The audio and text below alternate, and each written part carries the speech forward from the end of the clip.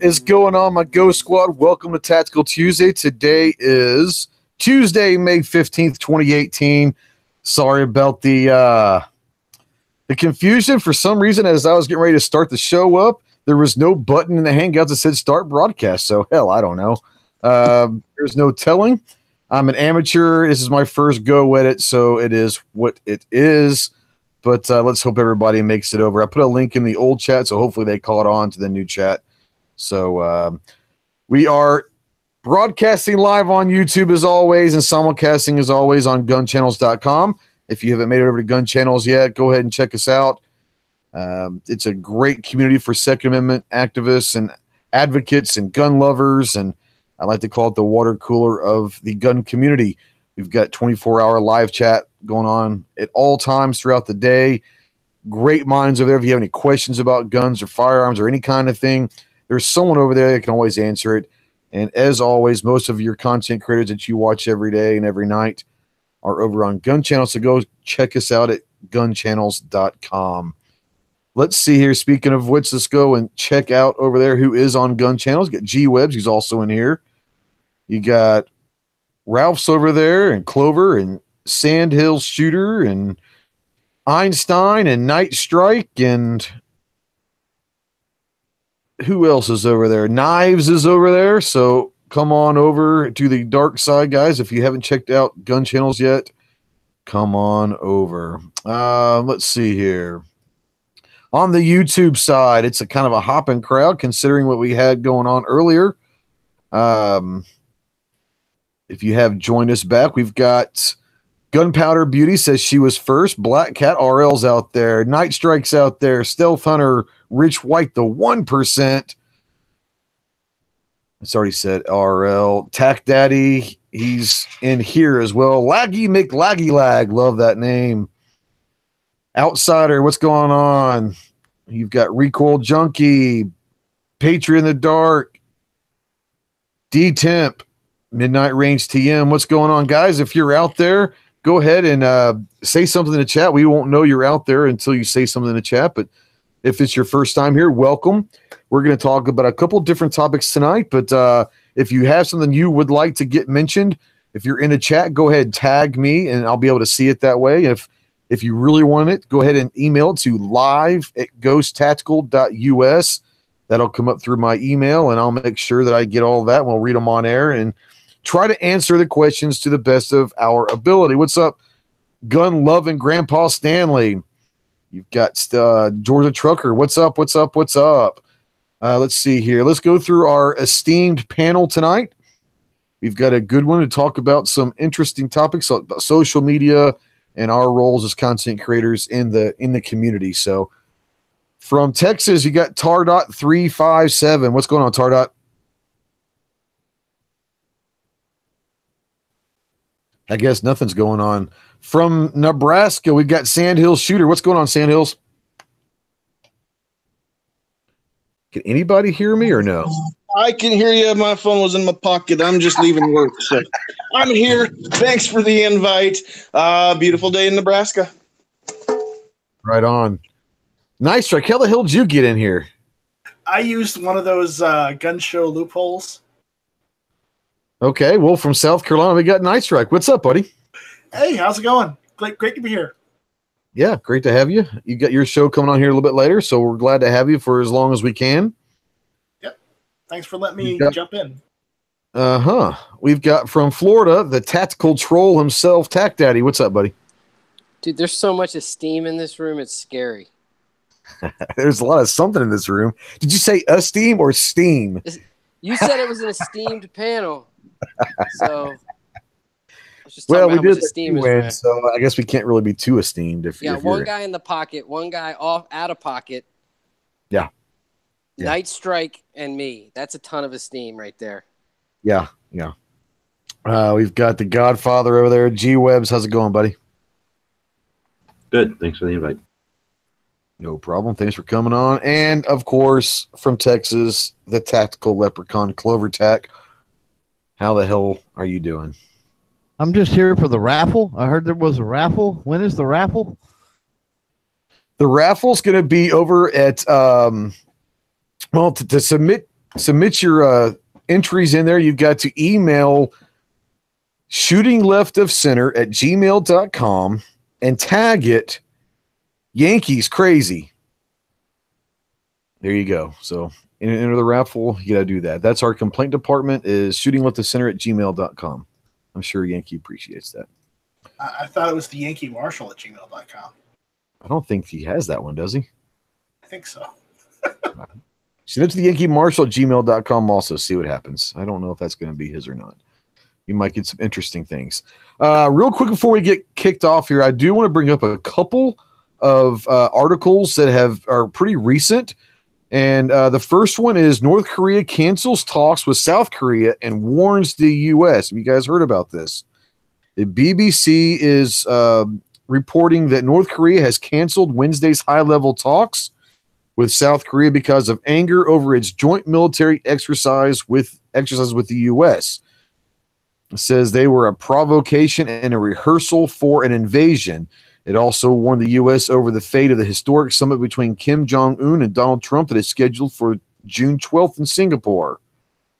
Is this just him being crazy, or should we just expect him to be like this? And the peace that the Korean Peninsula was going to see was just smoke and mirrors or something else? Or do you think that this is just trying to bring publicity? Or, where do you think North Korea is going from this? Do you think they're going to step away from the peace talks, or are they going to realize that they're on their own? It's a slippery slope. Yeah. Should we take much into this, though? I mean, as far as the canceling the summit tomorrow with South Korea, that might not be very good.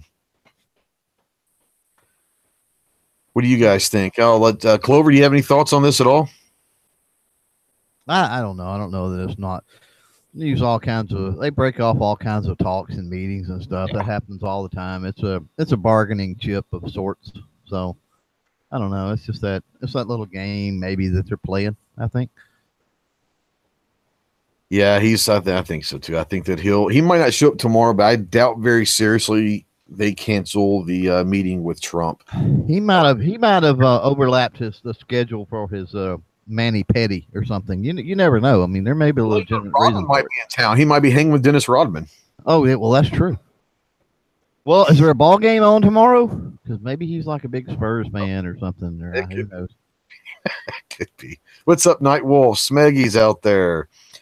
The next article I really want to touch on very briefly. This is from my home state, which I thought was pretty cool. As you guys have probably heard from me talk about that last month, about 6 months ago or so, Arkansas passed a bill that allows what they call enhanced concealed carry. It's an additional 8-hour class with some more live fire testing. But what it does is it allows you to carry in bars and restaurants, in government buildings, but also in public campuses, college campuses.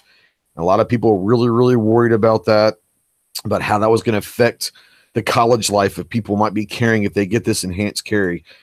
There is an article out here, and it's titled, Arkansas Universities Report No Problems After First Semester of Campus Carry. With a full semester of state's new campus carry law in the rear view, colleges and universities in Arkansas have little trouble to report.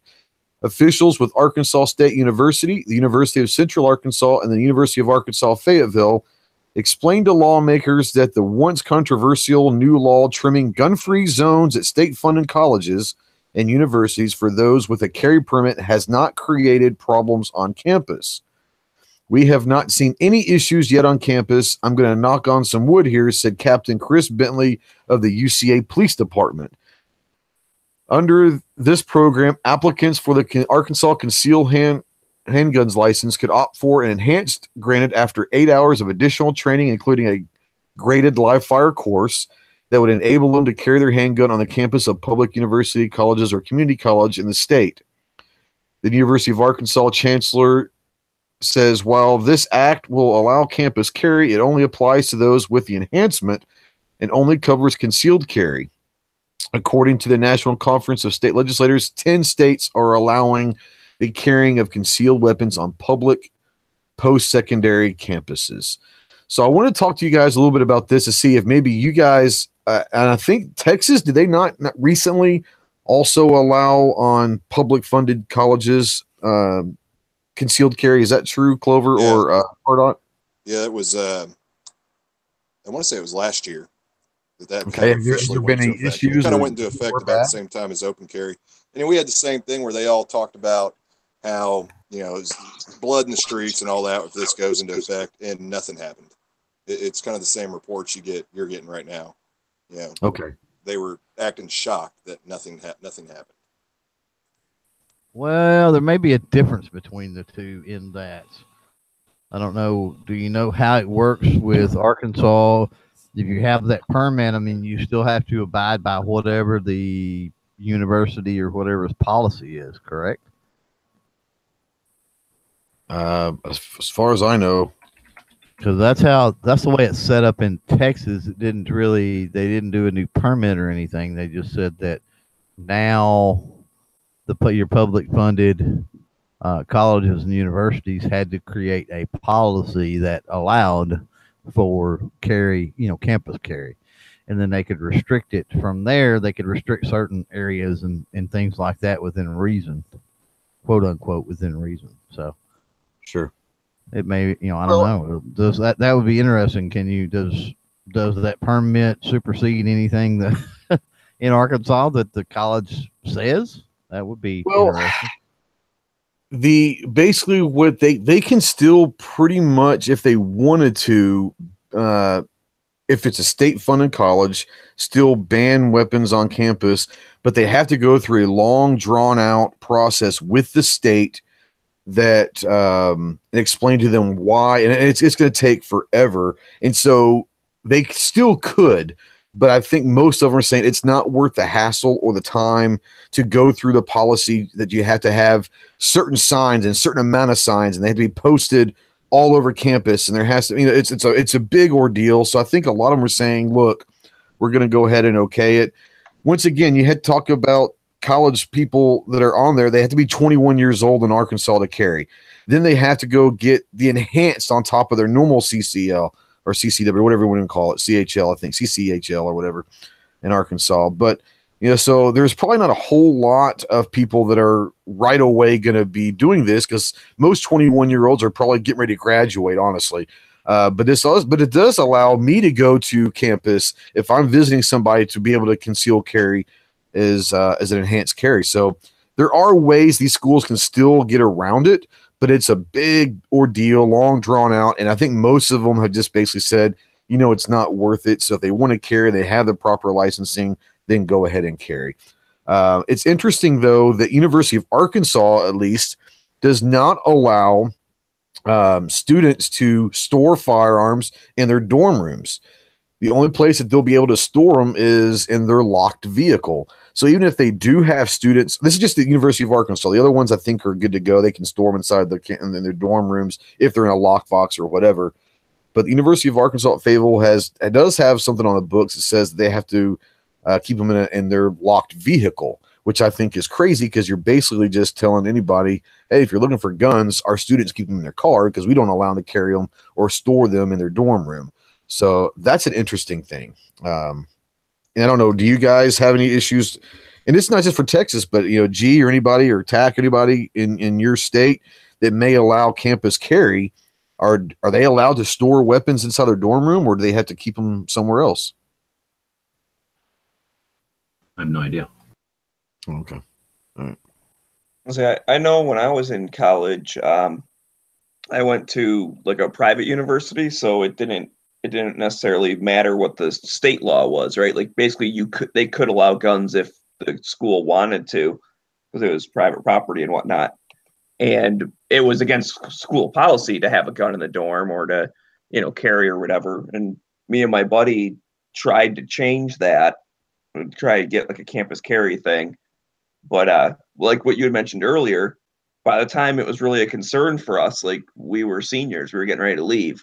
And so it's one of those, we tried, they were kind of receptive, not really. And then we graduated. It's like, well, like there goes that. We didn't really work on it again. We just started getting busy living life. right. And I think that's one of the problems, even with campus carries, even if you have some really dedicated students, they're only going to do it for a little bit and then they're going to be gone. Right. Before we really jump into our main topic, we're going to go ahead and take our first, we call it public service announcement real quick. So let's do this real quick. Hey Ghost Squad, this is Sky. At Ghost Tactical, we understand the rising tensions across America regarding guns and gun control. It is more important than ever to be vigilant about our Second Amendment rights. We encourage everyone to stay informed and contact your local, state, and federally elected officials to make sure they are hearing your voice. They represent you, and without your input, their votes may be vulnerable to outside influences. We ask that you actively support any gun rights organizations such as Gun Owners of America, Second Amendment Foundation, Firearm Policy Coalition, and even the National Rifle Association. We understand you may not agree with all the politics involved with some of the organizations, but we encourage you to keep up with and support as many as you can. There you go. So, yeah, we're asking everybody, as always, to support your local, state, federal, national level organizations. And I think that we've talked about this on so many different chats. Obviously, NRA, GOA, Segment Foundation, Firearms Policy Coalition, they're all great at the national level. But where we can really make the most difference, in my opinion, and I think a lot of everybody will put this in the same boat, but your local and state level organizations, if you've got them out there, it's really important to get involved with those, because I really, truly don't feel there's going to be a whole lot of terrible legislation come through the federal side. I think that even the anti-gunners and the liberals know that that's probably not going to happen as far as getting a lot of legislation passed, but they can get it past the state level. So stay very, very vigilant in all of them, but especially make sure you're aware of what's going on at the local and state level, because that seems to be where most of the people, and we're going to start talking about the activism right now, but I'm going to go ahead and pass this through the room. But, my feeling is this, that the mass majority of people don't really maybe pay attention to what's going on at the local and state level. Some municipalities are going to start trying to, and we've already seen it, ban bump stocks or ban different things. Obviously, the state level, we've seen a lot of that go through. Is this going to be the way it happens? Are they going to try to take it from the state's level and rewrite the Second Amendment at the state level versus the federal level, because they know they probably can't get a whole lot pushed through at the federal level?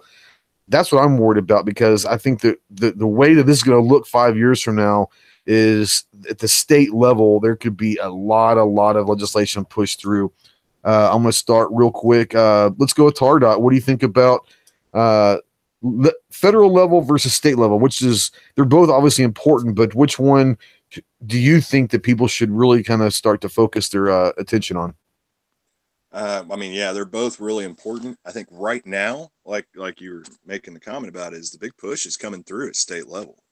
And I think a lot of people on the other side of the coin realize that they're getting more action on the state level than they are federally, because of just that you've got such a mixture in the federal level of government officials as far as pro-gun, anti-gun. I mean, you look at, just using Texas as an example, people always cite liberals as the anti-gun side, but you've got, Democrats / liberals in Texas that are pro-gun. Right. It's just a mixture of people. And so they're seeing that, you can push on the state side. And I think that needs to be a big focus right now, is the state side of it, because as these laws are getting passed in states that are banning bump stocks or banning, so-called assault weapons and everything, when they're pushing that, and then you end up with something that sets a precedence, now you run into an issue where other states that might have some anti-gun leanings see that they can wiggle this stuff in, and they're not gonna basically be held to account for it, because there's a precedence already set for these other states that are passing these laws. Right. I agree. TAC, you guys have already seen a bunch of stuff go through the state level. Is there more coming down the line, do you think, or do you think things are starting to quiet down? It's 90 days later, and I don't even know. I'm trying to figure out which states you guys are talking about, to be honest with you, when you talk about the state level. Which states are we talking about? Well, just in general, we're talking about the legislation. I think that at the federal level, I think that they know it's going to be hard to push through gun control at the federal level. So I think they're going to try to push it through at the state level. And we've already seen stuff happen in Florida and other states. But what I'm saying is we y'all were one of the first ones, obviously after the Parkland thing. But has it kind of quieted down in Florida, or is it still kind of pretty strong? No, they did what they wanted to do. And again, none of it affected me personally, to be honest with you. Not that makes a difference, but I was talking to some other people. I was trying to figure out really who was affected by the changes that they made. The 18 to 21 was probably one of the bigger ones, wasn't it? That's the biggest one. But again, they put in provisions so that, again, ownership is not illegal. Right. It's when they say your parent that says go in with you or some parent consent or something like that. Yeah. Exactly. Yeah. Or they can buy it, and again, you can own it. But like I said, the other states, I would think that it's 90 days later, they would have done something by now if something was going to happen. So I don't know what all the worries about. I think way more of them are going to concentrate on getting reelected than pushing through something that may or may not affect that reelection. All right. Maybe I'm missing something. No, you're fine. But let me ask you guys this. And this goes to anybody who wants to answer. With midterm elections coming up, we also, not only do we have midterm elections on the federal level, we have a lot of gubernatorial races, and we have state legislators, state senate races that are going on. Is the gun control, is the gun item, is that something that you guys are seeing where you are as a big campaign motto? I mean, are there Democrats out there that are using the gun control and all of that as a part of their campaign trail, as trying to get elected or trying to beat that Republican out of office?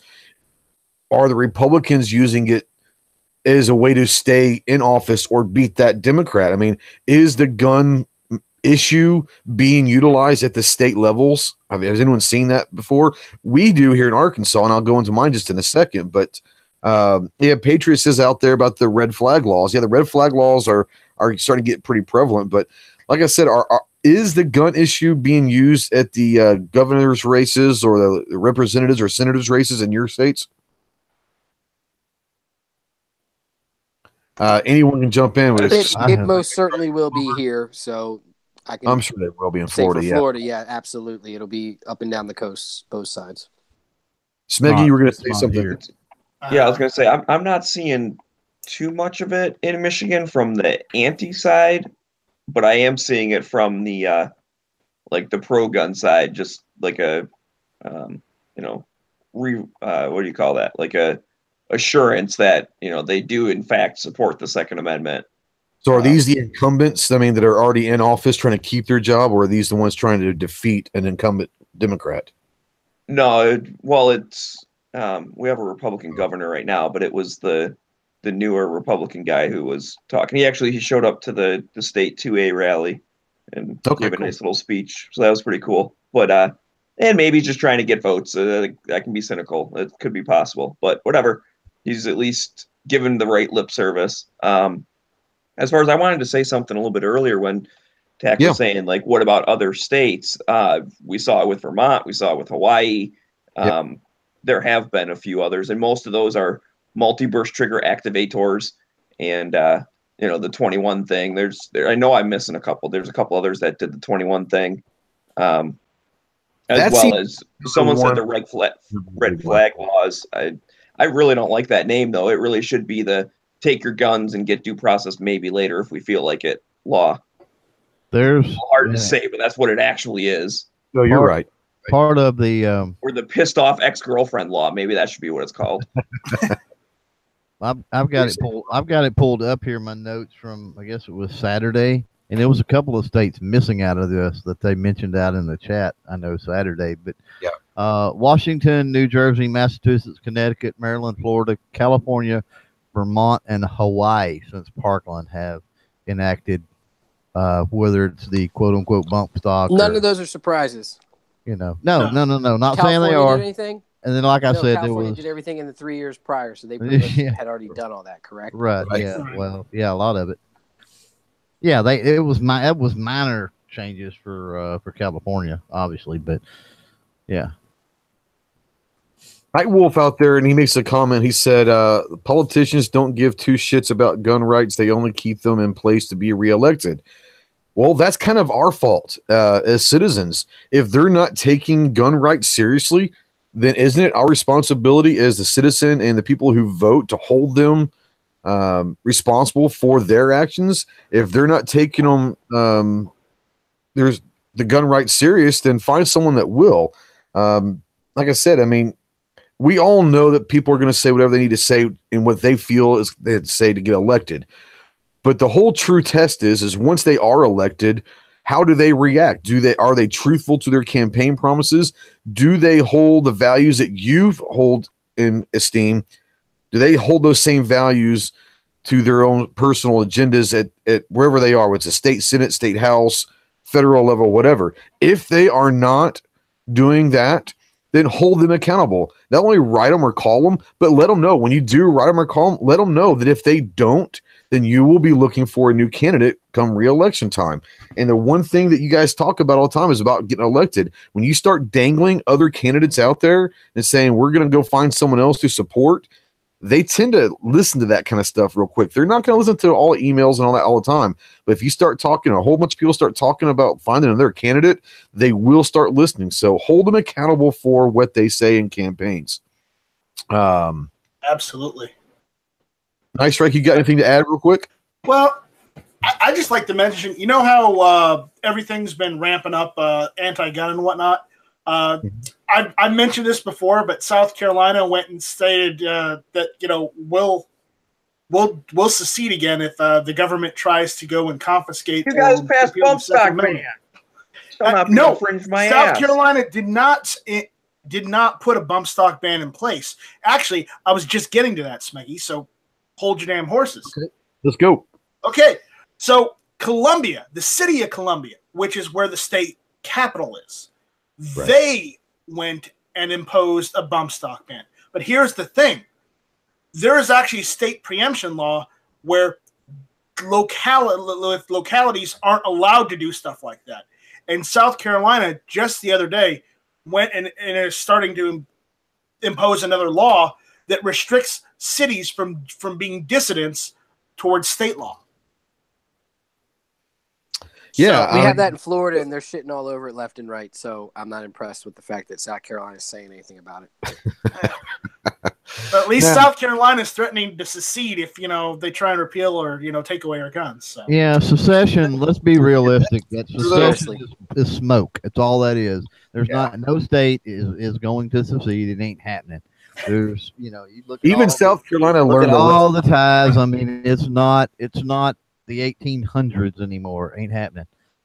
I don't think that even if you take the same states that seceded the first time and you take their all kind of their how do I put it, their state police and all of their quote unquote military, they're not going to go up against the U.S. government, and they're not going to go up against the U.S. military. So I don't think look at the funding they get from the federal level. Look at the infrastructure that is tied into other states. Look at the commerce. Look at, I mean, just run down the long North Carolina would invade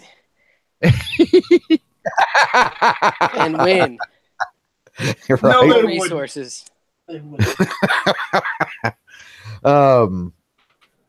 Now in Texas, being that I'm from Texas, Texas is the only state, I believe, still in the union that can break away from the union anytime they want and create their own country again. But that's never ever going to happen because once you, like you said, Clover, there's way too much infrastructure and funding that comes from the U.S. government. So Texas is also unique in a couple of other areas. Texas is also unique that we can isolate a power grid.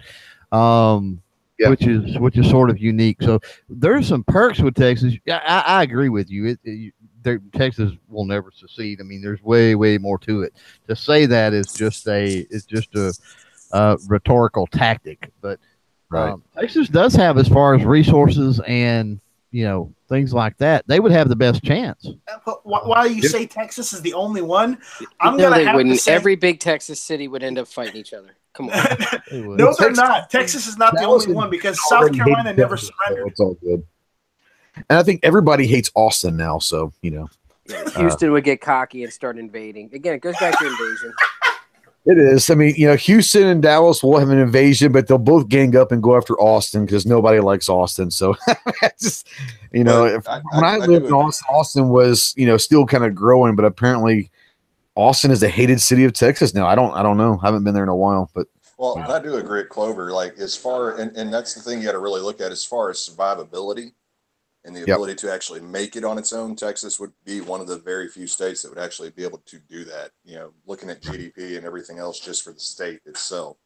But you got to understand too, when you go into that type of war or that type of situation, not even war, but you just go into that type of situation where you're seceding, your GDP and everything else is just going to get shot and go to hell real quick. Look at this. Look at the peaceful, and this was part of even way back then with the North and South. That was the issue. Look at the industry, and you can look at taxes and tariffs, and look at just commerce alone, right?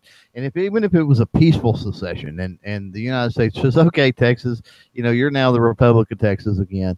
You know, you're out. Here's your borders. Isolate your power grid. Blah blah blah. All this, that, and the other. And then they turn around and go, "Oh, but wait, we're going to put a 85% tariff on anything that's imported or exported." And good luck with Mexico. It's game over. You know, yeah. It's deal game with Mexico over. on your own. Yeah. So what we're going to talk about tonight, the main topic is activism and the role of social media and content creators, what our responsibilities are, what is the role of social media in the Second Amendment activism game, as we call it. I think we can all agree that social media is a huge aspect in all marketing and all activism because that's a way to get the word out. It's a way to anyone can now on any platform almost be invisible. They can be activists without having to actually do anything or be out somewhere and doing that. So we obviously know that social media is huge in activism, not just in the gun community, but across the board. But to what extent does social media have responsibilities to, as much as they can, give the right information out? Now, obviously, it's never going to happen. I mean, there's going to be information that's flooded out there for activism of any kind, but especially in the gun community. We've seen all sorts of false facts being put in social media, whether it's on Twitter or videos being done. But has social media kind of almost taken the place of mainstream media as far as the gun community and activism in itself? Do you guys see more activism going on both for anti-gun and pro-gun on social media platforms, or is that kind of taken over the CNNs of the world? And I'll go through the room. I'll start with G. As far as social media goes, how far has it come and how far should it go or can it go as far as activism? Have you seen it take over the mainstream media yet? Yes. Okay, great. Good answer. Clover, what about you? I mean, to what extent do we need to be cognitive of what we put out on social media? Because anyone and everyone can take that. It can blow up at any second. We've seen it with the Parkland stuff, but is there certain responsibilities that we should have if we're going to post anything, not just us, but anyone post anything on pro-gun? Should we be cognitive of what we're putting out there, or is it just a free-for-all right now? I think we need to be cognitive, even if you do a freaking makeup channel. What are you talking about? I mean, I think that, right, you know, if you're putting the stuff out there, I mean, you need to be careful what you're putting out, or you need to realize it's going out to the world. It'll be there forever. It's never going away. And put just a little more forethought, regardless, even if you're talking just personal social media, right? Right. So yeah, especially if you're being an advocate for a cause, you know, you need to be really careful that, you know, everything is rooted in facts and truth to start with. All right. So let me throw this out there to you guys as well. As content creators, obviously we have responsibility and we do play a role in the Second Amendment arena, but as content creators, you know, what should our responsibilities be? Because I know some people, take it a little more seriously than others. I think some people are out there. We know content creators out there that in gun community, they're there for entertainment. And the entertainment is obviously Fine. And Danny, that's what you want to do. We know that demo is out there. It's pure entertainment. We have others that know what they're trying to do, and they could really care less about the activism side. But for the ones that do want to get involved in the activism side, you know, we obviously need to put out truthful information. We need to put out information that's going to help the community. But I'm going to say this with TACDAD. I'm going to start with you. As content creators, what are some of the roles and responsibilities that you think that content creators need to make sure that we're taking care of every time we put a video out? Or That's up Instagram to post each or whatever. individual. It's up to each individual content creator, in my opinion. But I think the change from the gun community, from content creators that they were 2 and 3 years ago, to quote unquote activists now, is stupid. I think it's ridiculous. I think they should all shut up. It's because they ran out of shit to get creative about. So you're saying that some of the people that started out in the entertainment side that have now transitioned to the activist side, you think that they're doing that for a reason, or The whole community's doing it. okay? Yeah, I don't disagree. I mean, I haven't been part of that community. I've been watching videos for a long time, but I haven't been part of the community except for almost a year. June 6th was my first video that I ever put out. So you know, that being said, Night Strike or Tardot or G or Smeggy, any of you guys, you know, I know that we have the responsibility to put out factual information. And as Midnight Range, he says, you know, believe this content creators are responsible to spread truth to the best of their ability, although many do not. He also says that many try to be the first to broadcast something and end up putting out misinformation because they didn't wait for all the truth to come in. Well, that right there, Midnight, is true in the mainstream media as well. Since the inception of 24-hour news, that is it. It's an arms race to who gets the story out first. But you're absolutely right. Instead of waiting a little bit, I've probably been a little bit, I think we all have. We've all been guilty of that, trying to get a story out there that might hit a trend or whatever and try to get some information out there. But I think what we try to do is we try to at least stay on long enough for like a 30 minutes or an hour. If you're doing live or something just happened, if you stay on for an hour, hour and a half, within that hour, hour and a half, there will be more information coming in. And hopefully we will get some more facts or at least information from the sources as those live streams happen. But yes, I think that there is a lot of people out there that are trying to become the first guy out there to get information out. Yeah, this is part of the thing. This is the part of the thing. The advent of this live stuff, and even again, don't in any way say that I'm not including myself in these statements, because I am completely. Right. But the advent of what it is, it's like, are you a news reporter or are you a gun and gear reviewer, or are you both? Yep. Or are you an entertainer? That's a good question. Or do you care about how you make money, or does it matter? I mean, so there's a lot of different things that go into the quote unquote content creator. We've seen time and time again, there's people that have had wild success in other arenas that you've never even heard of, and all of a sudden you see a story about it or hear about it, and you go and you look and you can't believe how popular they are and how many people watch what you see as absolute crap content. It's not so much about, you know what I'm saying? So no, you're right. At the same time, back to what I think the core question, activism is a choice, but I think there's a mistake being made across the again, I think it's killing it, to be honest with you.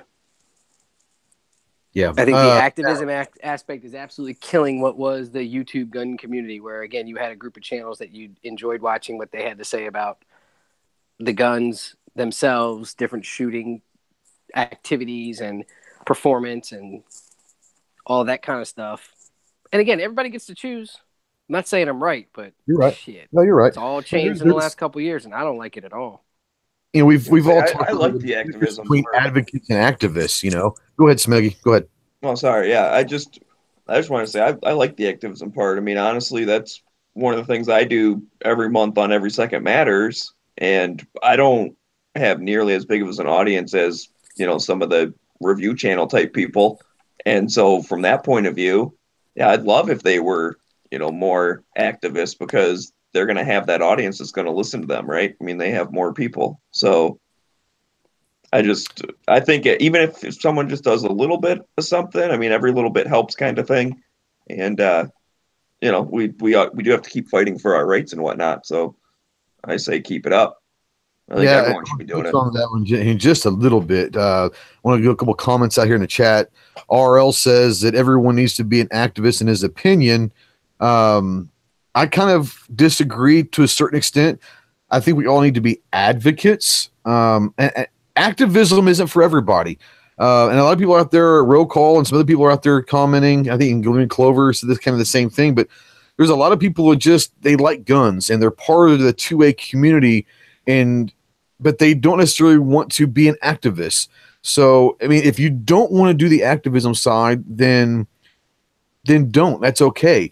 But I think we're all advocates, and at least if we're not, then we need to be advocates. If you're watching gun stuff on YouTube or Facebook or Instagram or Twitter, and you're not a gun advocate, then we've done something wrong, because obviously you're watching our stuff and you continue to watch our stuff, but yet we haven't converted you to be a gun person yet. So I think that's another role of content creators. Is we've talked about this in the past. There's the 10 to 20% that are pro-gun no matter what. There's a 10 to 20% that are anti-gun no matter what. They're not going to be their minds are not going to be changed. It's that 60 to 80% in the middle that are either indifferent or haven't made their minds up yet. That's who we need to get on board. And I think that it's our responsibility as content creators to not only put facts out there, but to present them in a way that is not alarming to them. It is not disrespectful to them. It is trying to bring them to our side, because if we can get them converted to being gun people, then our fight is much, much stronger. But until we isolate that issue and bring those over, we're going to fight a bad, long fight. Now, going back to what Smeggy was saying about the activism side, I like the activism side of things. I was not really an activist until a few years ago, and I really that's partly, I'm not as big as activist as most of you guys, but I still consider myself more than some people, and that's good, because that's kind of how I want to be. But if you're talking about the big channels and you're talking demo, you're talking, Iraq veteran, you're talking military arms. Now, some of these are activists. Obviously, Demo has decided that he wants to be more of entertainment. We're not really sure what Hickok is. I don't think Hickok's more into activism, but maybe he'll turn into one. But as far as the responsibilities of the bigger channels in the social media world, I kind of agree with what you're saying, Smeggy, is even if they are not going to get to become an activist, if there is something that is going on in the gun community where we're going to have a rally of some sort, it would be nice for these bigger channels that have a bigger reach to, if nothing else, do a quick video and mentioning it. They don't have to be activists themselves. They don't have to show. They don't give a fuck. The words. I know they don't, Kevin. They don't care. But what I'm saying is, don't you think that it would help the cause if they would at least? Yeah, it sure would. It would be nice. It would be awesome. Yeah. That's what I'm saying. I think that is responsibility of the content creators, especially the large ones that have a massive reach, that even if you don't want to go to that rally, or you don't want to wear that t-shirt, or you don't want to go NRA or whatever, at least put something out there to say, hey, this is going on. In case you haven't heard, this is going on. And if you'd like to join in, then do that. I know, Kevin, you said they don't care, and you're right. A lot of them don't care, but that's what I'm trying to get to the point is it the responsibility of content creators, or is it just one of those things where the ones that don't care and don't put any of the information out there, are they hurting the cause, or are they just, it doesn't matter? I don't know that it's a net loss. I really don't. Okay. I do. And don't get me wrong, I harp on them and dog on the bigger channels for their lack of a lot of things all the time. But one thing they do as entertainment, as larger channels, is having that reach. Obviously, when you're talking about YouTube, they've got clout as far as the algorithms and everything else to bring in more people from that, whatever, 5 to 8 million, 8 billion. 5 to 8 billion user base, right? So, there's certainly the potential to bring more into the community. However, that being said, if those people can't find other channels that, I don't know, push them into at least more of an advocacy side of things, then I'm not real sure what good it does having those people brought into the community. I know the big channels like to tout that. They go, well, the entertainment, and I get the younger people in and this, that, and the other. Well, yeah, but if all they do is watch you blow stuff up and they never really get involved in a Second Amendment chat, or they don't, go out and at least, do the advocacy thing and post pictures on wherever, Instagram, of them at the range or this, that, or the other, and promote the lifestyle, then have you really done any good by bringing in the new members? That's a question you have to ask.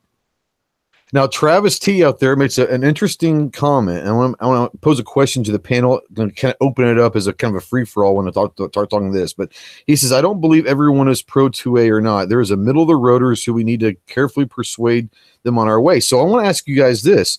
And Antonio Cunningham, I see what you're saying. I'm going to talk about that in a second. But let me pose a question and a free-for-all opinion. We talk about the difference between advocates and activists. Is there a difference as being pro-gun and being pro-Second Amendment then? Yes, I would say so. Absolutely. I believe there very much is. More of an advocate? Is that what you're saying? Would you say that a pro-gun person is more of an advocate and the pro-Second Amendment guy is more of an activist? Am I safe in that assumption? Yeah. What I would say is that to be pro-gun, just as an advocate on that, would be just being for gun ownership itself. But to actually be pro Second Amendment would mean that, you're not necessarily going to fold under a lot of pressure from other sides of the argument. For instance, we were talking about the bump stocks earlier.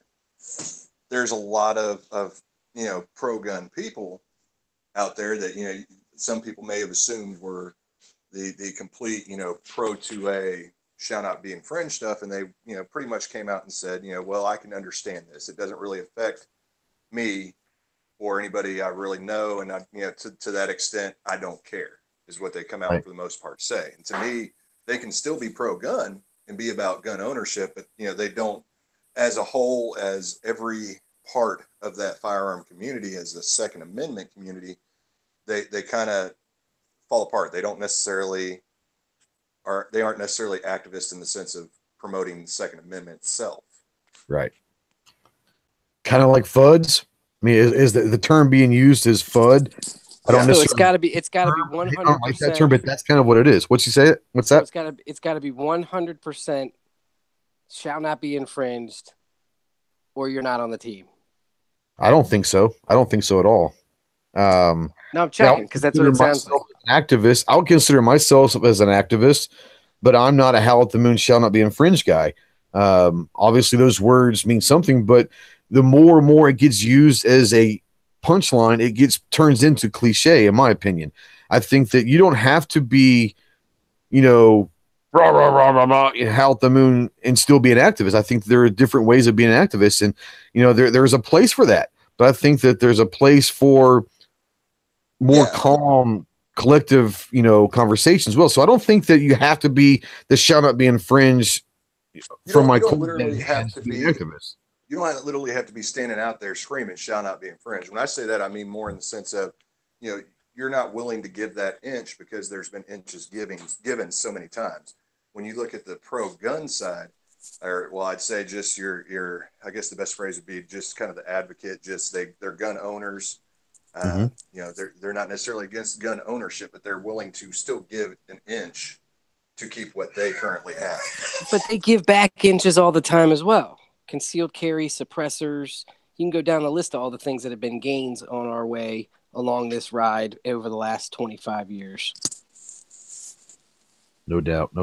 People don't like this conversation, I know, but it's true. No, but that's why I like having, because that's one of those things where we're in the midst, and it's gonna get pretty hairy in the next few months with the rhetoric that's gonna be coming out, because we all know it will be, and we start this early in the show, but there will be lines used in re-elections and the midterm elections that are going to be anti-gun and pro-gun rhetoric, and we have to decipher what is rhetoric and what are real words.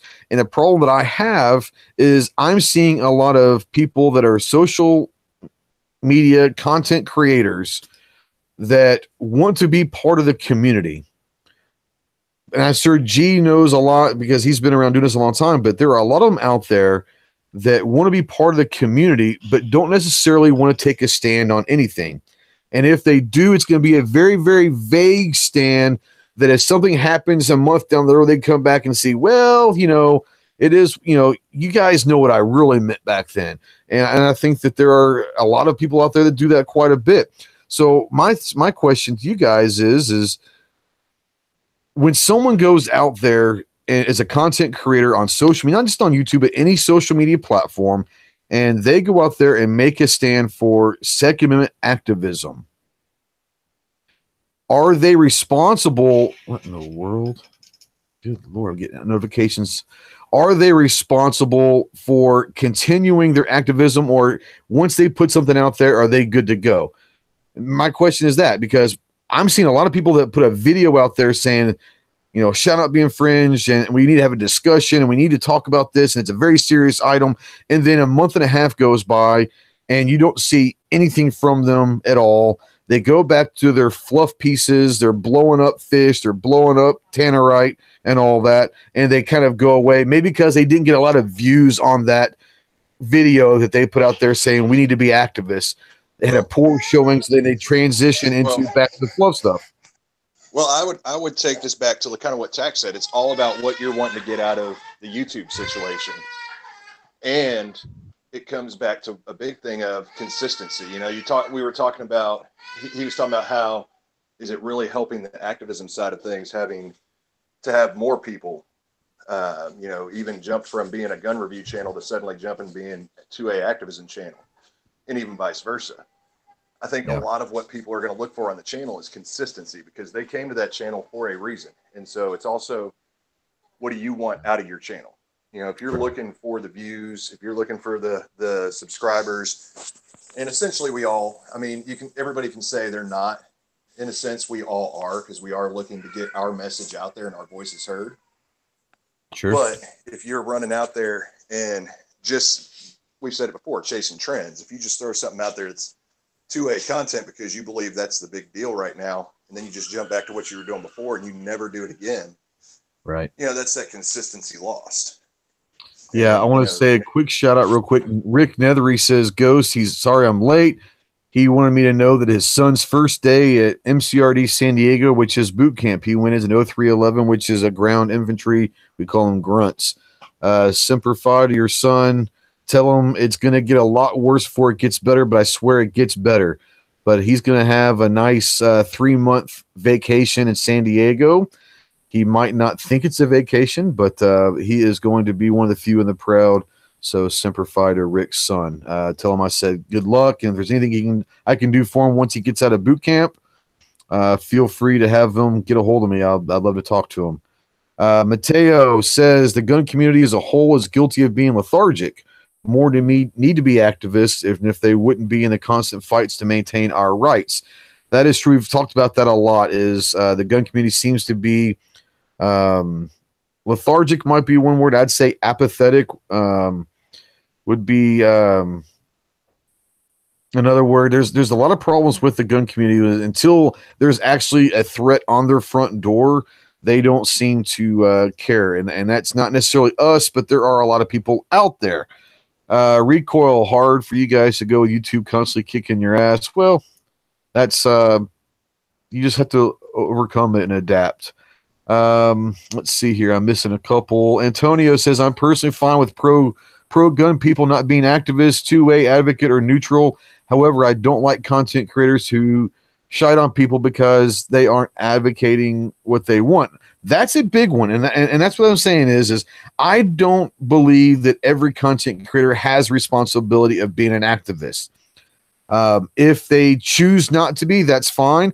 I think that it would be nice if they maybe mention some stuff that goes on, but by no means do I expect Demo Ranch to go out there and start being a big 2A advocate. activist. No, I don't think people don't get on to social media to be an activist at all times. So that is their prerogative. What I would like to think, though, is the people that know that they have a large base and a large far reach, maybe at least every now and then, just mentioning some of the stuff that's going on might bring some light to these different things that are happening, whether it's bills or rallies or whatever. They don't have to get involved, but maybe just mentioning them in a video would help. But I believe you are right. Not everyone has to be an activist, and I'm okay with that. Well, and I think that we there's a lot of us out here, I think, also that wear a lot of different hats. I mean, I think with all of us, there's times that we're activists, there's times that we are buds, there's times that we're advocates. You know, we don't go full libtard, obviously. Right. Most of us anyway, not with the gun issue anyway. We may with some social issues, but not with that's a whole different issue. Yeah, exactly. But I think that there are several of us that we run that spectrum just because of comfort zone. Like for me, I'm a little more comfortable with activism if it's something that I'm really educated on. I know a lot of backstory. Maybe it's hitting closer to home. I feel that I can do things like, say, here on the state level, and be effective that way. Obviously, I can't go to Washington, D.C. every time there's, some issue coming up. However, I can run down the road to Austin, right? Or I can go talk to my congressman, which is less than an hour drive away, things like that. So yeah, I think a lot of us, we fall within maybe that, primarily within that advocate category, but then we bounce back and forth. And one of the reasons I say that is Cycle Camp. We all know what he does up there. Yeah. I mean, he's in the state capitol up there all the time, right? But his videos are milsurp guns for the most part. So, in a way, he is an activist, but he does other stuff as well. Yeah, and I think one of the things we're going to talk about also is, someone mentioned earlier, I don't remember who it was, being factual and making sure that you know what you're talking about. Because we've talked about this before, is we had a discussion, what was it, Saturday night, about Oklahoma. And I kind of went a little devil's advocate on people, and without their knowledge. And I think Clover knew what was going on, but others might not have. And I was taking a stance because I needed the conversation to be had. Because we talk about this all the time. We know the conversation. We know the rhetoric we're going to get from anti-gunners. We pretty much know how to have that conversation. But one of the other conversations that we're going to have to start facing is people within the gun community themselves that have different opinions on what is good, what is bad, what is right, what is wrong. We need to start having these conversations within our own house to make sure that we're able to have those discussions, because some people are okay with their age going to 21. Some aren't. Some are okay with letting bump stocks get banned. Some aren't. Some are okay with this, that, and the other. And I think that the biggest problem we're having is that we're not used to fighting within our own house. And part of that is facts. Now, I know Clover had an issue, and I don't know if you want to get into it or not, but had a discussion with a gentleman, and it got kind of heated, and he was using information that wasn't even close to being factual. How do we combat that? How do we attack that? Or how do we respond to people that don't know what they're talking about so much? Well, I just want to make a comment right now and disagree with you on the idea that we don't know how to fight with each other inside our own community. We do that a lot. We are really good at doing that. The left can just tee one up, set off a grenade in the middle of the room, and see what happens. We don't know how to do it because we don't know how to have a civil conversation with each other. 5 years. Huh? I didn't hear what you said, G. I don't know what you're talking about. We've been disagreeing with each other in these rooms for 5 years just on YouTube alone and other platforms before that. And we don't know how to have the conversation that doesn't tear each other's hearts out. We do it all the time, and it looks better as people without able to tear each other down. You do it amongst you do it amongst the same crowd. It doesn't involve we do it all the time. You can choose to ignore it all you want. I've been here for 5 years. Anything. What? So I don't ignore anything. That we always tear each other down, then you're ignoring the many conversations where people rip into each other and everybody comes at the end with a better understanding and a better ability to have a conversation. And I was adding that you can look at over the years the people that migrate into the conversations, get what they need to from the live chats, and then leave. To suggest that we don't have that ability is to tell a kid that he can't run. I mean, he will eventually run. Give him a chance to grow. Give him a chance to walk and then run. We're in the process of that. Bigger picture, Jay, my phone's going to give out here. I got to go plug it back in. But I think he's saying more along the lines of the division within the bigger community. You know, the hunters don't so much agree with the tactical guys, don't so much agree with the shooting sports people, competitors, manufacturers, people in it just for the money, people in it for the betterment of the bigger community. Those fractures are as big as they've ever been. And I don't think those types of conversations happen here. But I hear what you're saying amongst this group.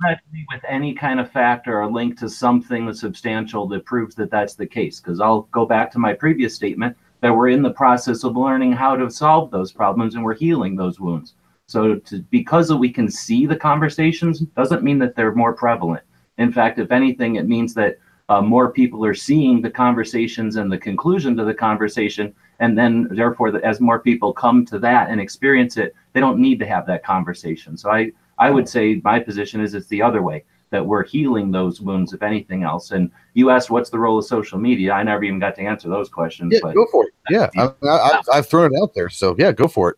The answer is do what you want. To suggest that people have to do anything over any amount of time. Have you ever watched a director over a certain amount of movies? Have you ever listened to a band? They don't play the same song over and over. They don't play the same album over and over.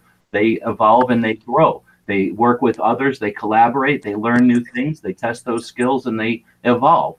Why wouldn't YouTube channels be the same way? To suggest that you came onto YouTube and this is your track you're on and you have to do it that way because it's comfortable or because that's the way it's been done is bowing to tradition and not paying attention to the benefits of evolution.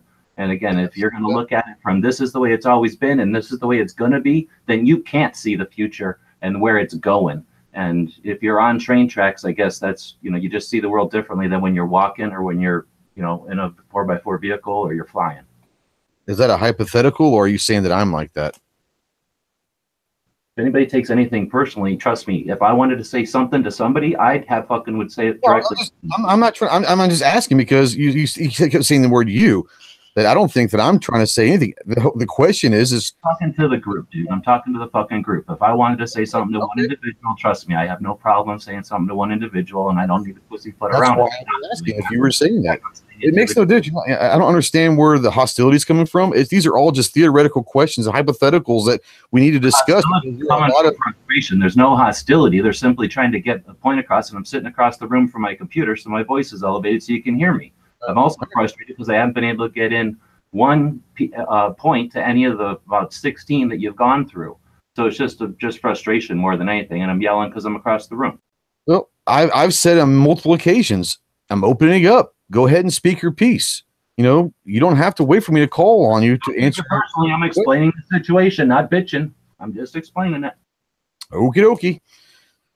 All right. Well, I'm going to jump in real quick because I'm about to jump over to hit or miss Tuesday at 9 o'clock. But I just wanted to say, going back just a little bit as far as the advocate, blah, blah, blah, whatever, all that stuff. I agree. Anyone to do whatever the heck you want. I'm not in charge of your life. I just think it would be cooler if more people were a lot more active and did more about bills and calling people and rallies and all that kind of stuff. But again, do whatever you want, and this is to anyone out there, and I encourage all the people listening, go start your own show and talk about stuff. That's awesome. Or make your own videos or whatever. So maybe hopefully the social media thing, I'm sorry. Oh, no, good. Okay, I was just going to say, the social media thing is we don't have to watch CNN. We don't have to watch Fox News. We don't have to watch ABC or whatever. We can be our own thing, and that's what's cool about social media. So it's growing, and it's going in different forks in the road. And, it's like a stream, but the first time it ever goes down a mountain, all the water goes off in different little paths and find little cubby holes or whatever. And some of them turn into a pond, and some of them turn into a deep river with all the water going that way. And whatever. So yeah, I think it's cool. It's neat. And I really enjoyed this topic, but I'm going to get going. So thanks for the invite, and you guys all have a good one. We'll see you soon, Smeg. No, and I think that's the whole reason why I wanted to bring this up, because there has been so many new people in the last few months that are turning their cameras on and speaking out. And a lot of them are more on the activist side. And there are, and I like seeing that. I think that the next wave, including myself, and I include because I've only been doing this for a year, but I think the next wave are people that are probably tired of the fluff entertainment channels. They're tired of seeing all the Hickok and the Demo Ranch and all these guys are just blowing up stuff. I think they're probably tired of just seeing all that, and I think that they are wanting more. I think that they are wanting to get involved in the activism side, and if they're not seeing that from the channels that they watch, maybe that's the reason why they're coming to the smaller channels, maybe, who are more willing to speak out and not worry about sponsorships and all that, but they're also turning their own cameras on. And if we've noticed that, I've noticed it just in a short few months with some people that we hang out with and we talk to and we do stuff with, that there is seem to be more of an activist side of things, which I think is awesome. And I think maybe that is because there's been so much fluff in the last few years, and there's so much entertainment and tannerite and blowing up fish and watermelons and all that stuff, that I think maybe people are starting to realize that gets boring after a while, and there's people that want more. What do you guys feel about that? Well, I think you're right, but I think it's a little bit deeper than that, because I think maybe what the new wave, if you want to call it, or whatever, is people like that.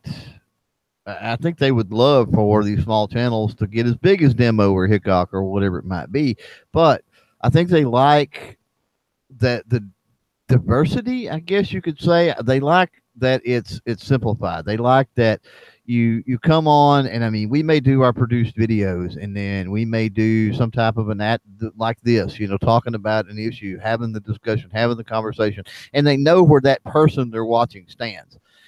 They can be watching a review video. That's great. A T&E, that's great, whatever, or just sheer entertainment where one of us goes out and blows something up with tannerite. That's great. But ultimately, they know where that person they're watching stands on the issues as well. And I think that's an element that, a lot of the older channels, a lot of the bigger channels have fallen on, I guess, is there's not that connection, because they rose too big too fast, who knows. And I'm sure keeping up with 5 million subscribers and all of that, I'm not even going to start to say that that's an easy task or something you can do. But even Hickok has his walks in the woods, right, where he kind of gives some personal insight to his life and what's going on and all that. Now, seldom does it really involve any type of advocacy or activism per se, but he does do that. And I mean, there's a reason he's doing that. Don't get, he's not just doing that because one day he decided he wanted to walk through the woods and talk to people.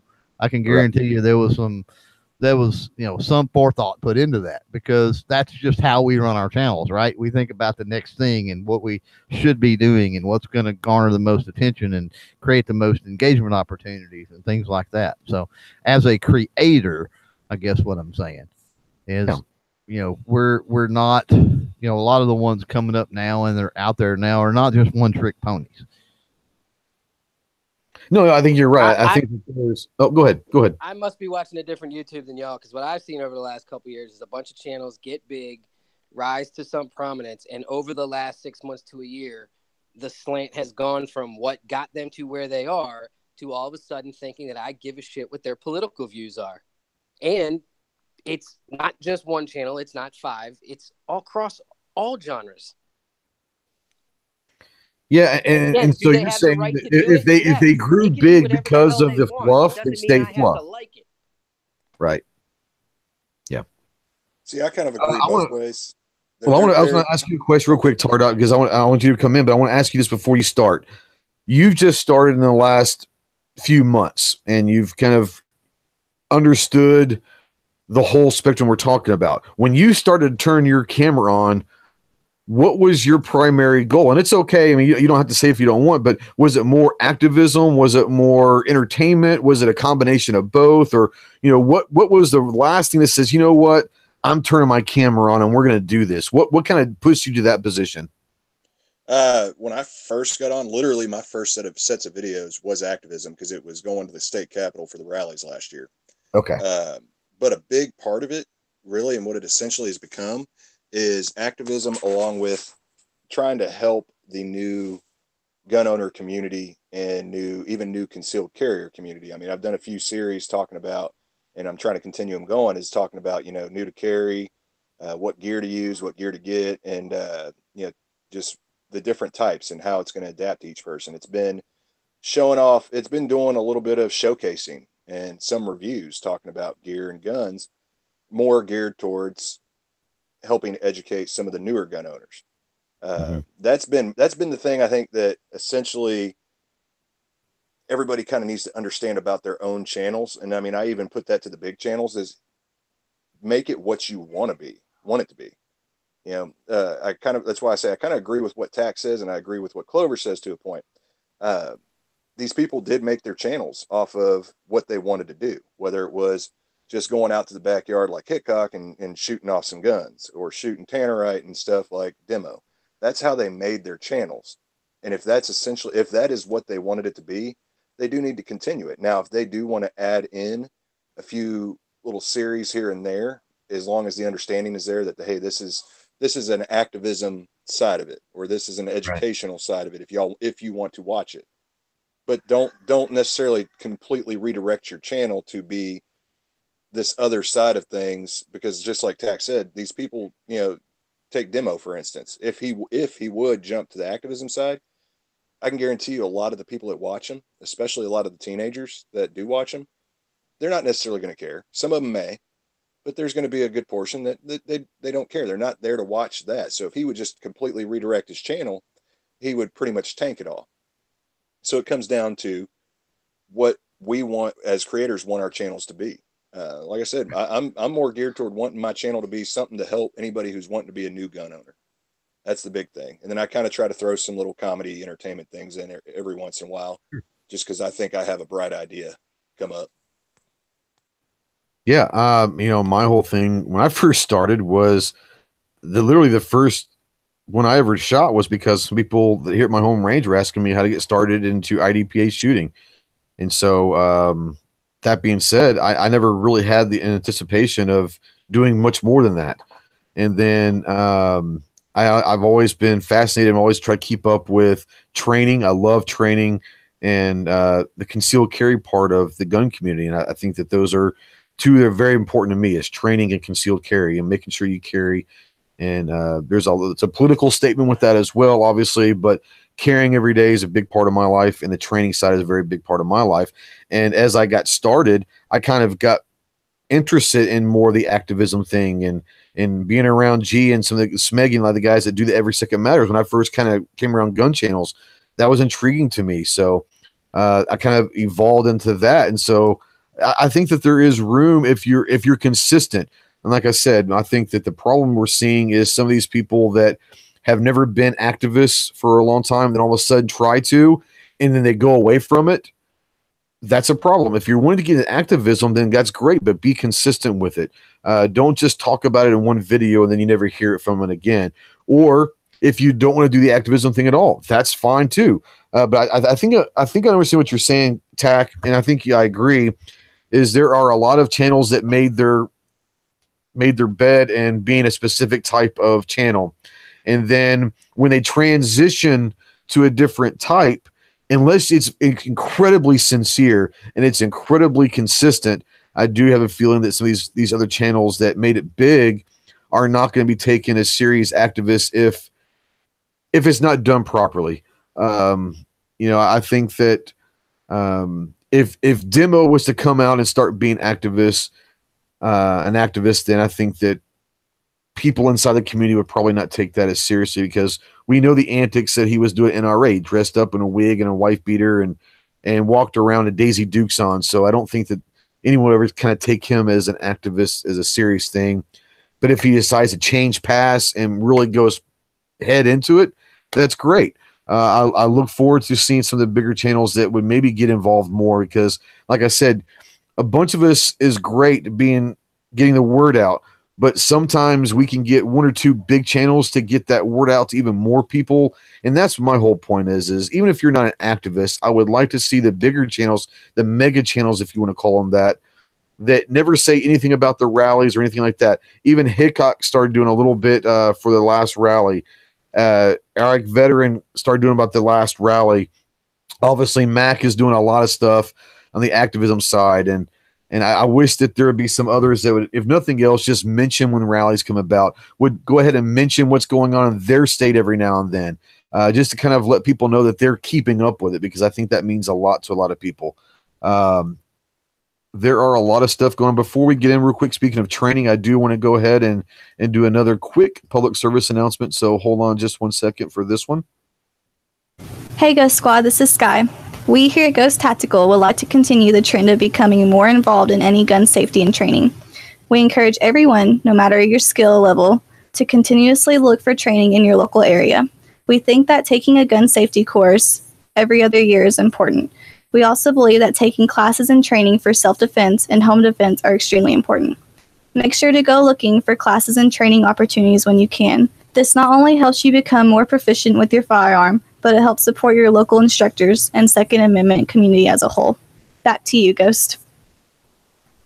There you go, my lovely daughter. Thank you for that. My biggest thing is, well, I'm not even going to go there. That's for another. That's not for another chat. That's for another show. I'm gonna go run through real quick. They're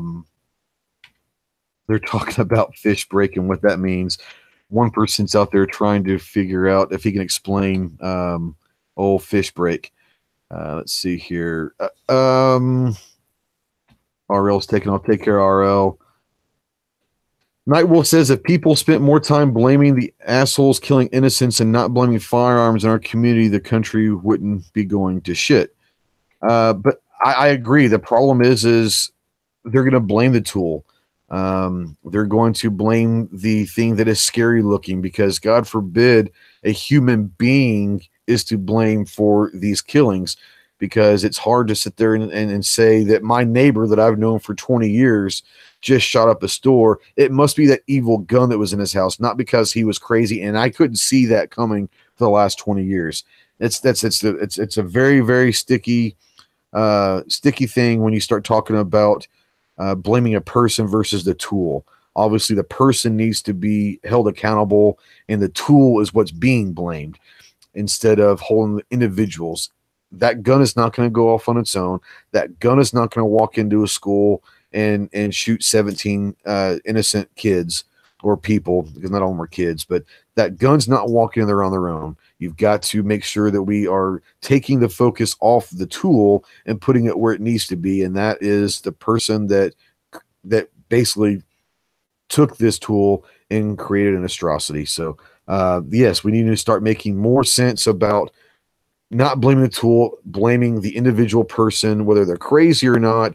I think anyone that kills somebody else is crazy. I think we can all agree to that, whether it's temporarily or not. You've got to be a little bit crazy to pull a trigger against a human being that's not in self-defense. If you're out there being aggressive and attacking, unless you're in the military and that's your job, but just in general, I think that there's not a whole lot of things that are going on right in the mind. If you wake up in the morning and say, I think I'm going to go and shoot up a place, I think we can all agree on that. These guys are out there talking. I know that a lot of people are heading over towards Night Strike, so we want to go make sure we throw out hit or miss. The gun channel side is hit or miss. The YouTube side is Night Strike 1. I think I saw that Yankee was doing his live chat with the gun giveaway. I want to run through the room real quick and let anyone have any closing arguments or anything else that you want to bring up that you might have missed out on a topic. We've got plenty of time. We can do that. But I want to let everyone have their time to speak their piece. And I'll start with G. Do you have anything that you would like to bring up besides Daily Gun Show tonight at midnight Eastern? Just that, again, what's your responsibility to have fun doing whatever you want to do? And then we didn't bring up at all the responsibility of the audience. We live in a capitalist country. Go ahead. And we have buyer beware, right? So it's up to you if you're an idiot to watch something and to not understand what you're watching. So that's why you taste different foods, so you see what you like, and you watch different things to see what you like. Somebody's putting out stuff that isn't what you like, then you're not obligated to watch them. And if you're frustrated that the choices given to you on the buffet aren't to your liking, then cook something of yourself, of your own, and put it out there. That's what YouTube's all about. That's what who cares about YouTube? I don't know why you guys keep obsessing about a dying platform. Social media. I think we're all, yeah. That's what Al Gore gave us. It's a gift.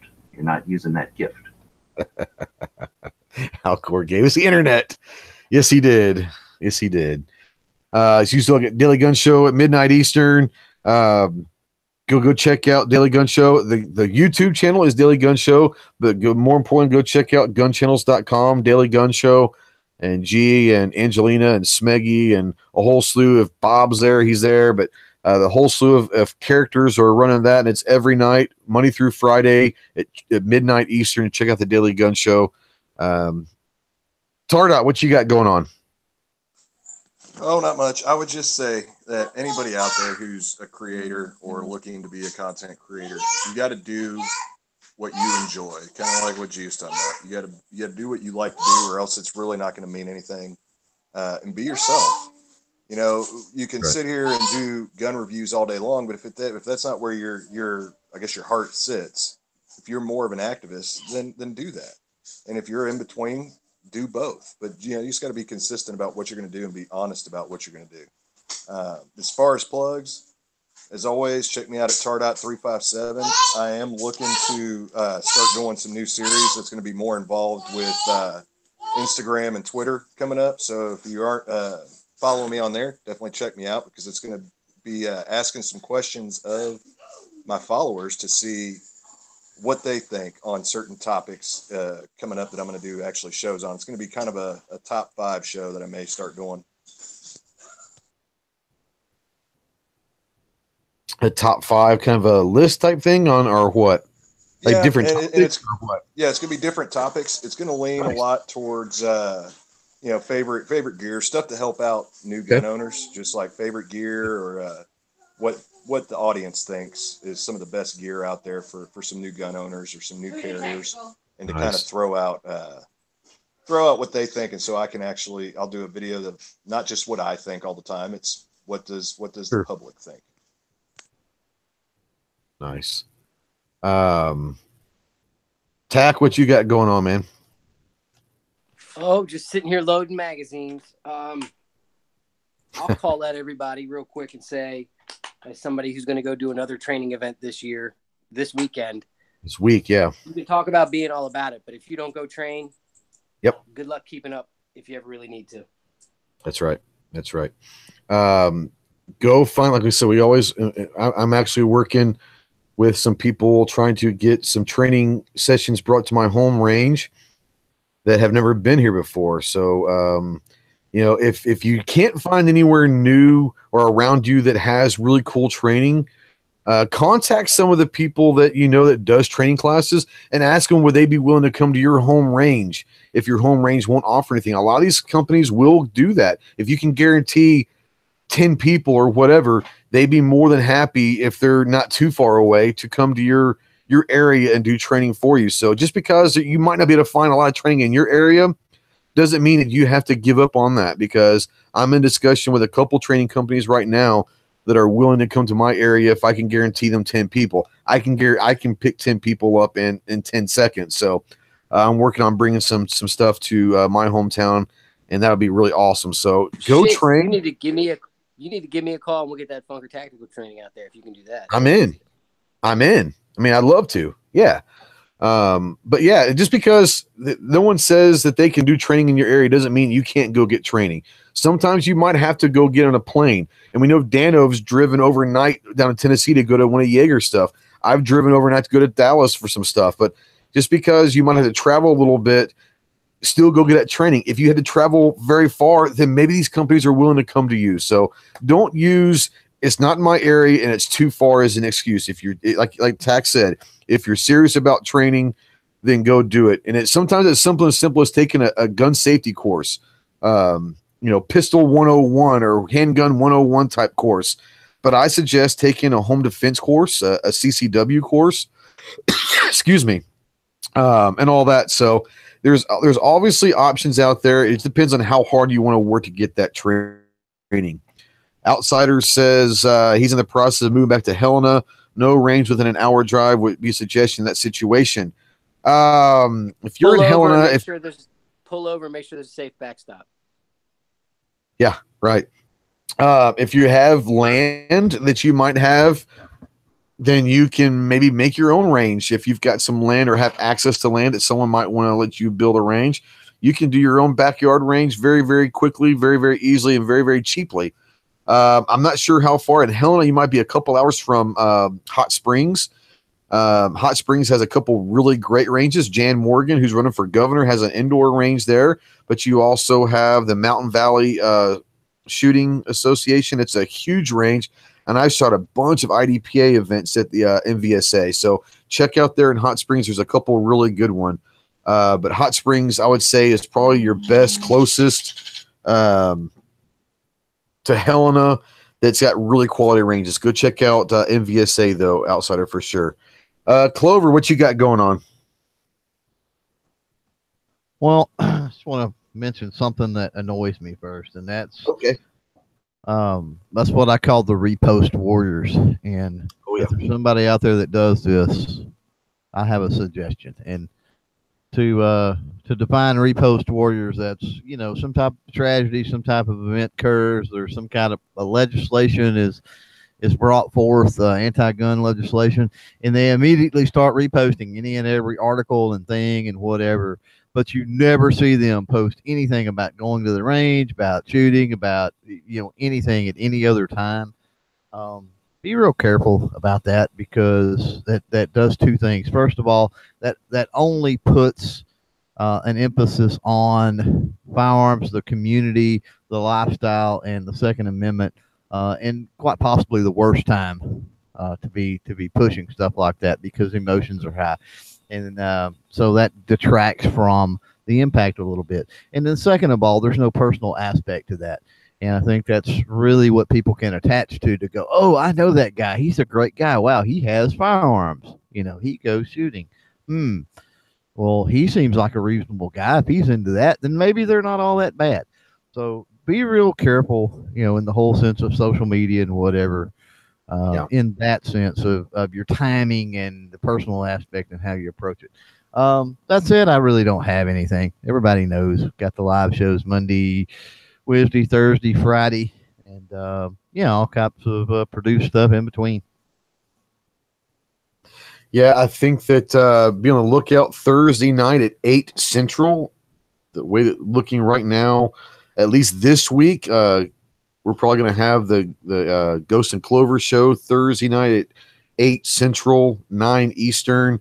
And there might be something happening in that same time slot in the near future with another project. But we didn't have it Sunday because of Mother's Day. I was really tied up at work and then I had to go home and cook some dinner for the family. But I think we're going to try to go Thursday at 8 Central, 9 Eastern, which would be 6 West Coast time. For the Ghost and Clover show, we're going to talk a little bit about some different things and let you guys kind of talk about what you want to, but check this out. Is it this time? Is it on my channel or your channel? I can't remember. It's yours this time. Yeah. So it'll be on my channel Thursday night at 8 o'clock. But like I said, there might be something coming down the road, a future project at the same time slot here coming down the road. So be ready to check that out, guys. I just want to say I've got a video dropping tomorrow. That's going to be an interesting one. It's going to be about concealed carry insurance. I've gotten a lot of questions and emails in the last month or so about which ones are good, and different chats are talking about different concealed. I'm not going to go through all of them because it would take forever, but I am going to go over about 4 or 5 different insurance companies and kind of discuss the differences and how much they cost, what they offer, what they don't offer. So you might have an idea if you're looking to get into the concealed carry insurance game. At least you might be able to get some more information. So look for that dropping tomorrow. Please check out all the videos I've got out there. And the drill of the month is out there for May. It's called Spelling Bee. So you can go either to my channel or you can go on to ghosttactical.us, click on drill of the month, And if you have won a drill of the month in the past, hopefully either today or tomorrow, you should be getting some a gift in that I think Clover got his already, but I did kind of get some drill of the month champion stickers. So if you've won one, I've already mailed it to you, so you should be getting them in the next day or so. So go check out GunChannels.com. Go check out CloverTac. Go check out Tardot. Go check out Kevin the Tac Daddy, Funker Tactical, gun websites, all of that stuff. Go check out everybody that's out here. Go support your local creators. Go support your guys that you watch all the time. If you're willing to and able to, please turn on your camera yourself and be part of the community, be part of the solution. The more voices we get out there, the better we are. And whether you're an activist or just an advocate, we need all the voices we can get. So please turn your cameras on. Thank you for watching as always. We will see you Thursday night for the Ghost and Clover, but we will see you Tuesday night for Tactical Tuesday. Till next time, Simplify.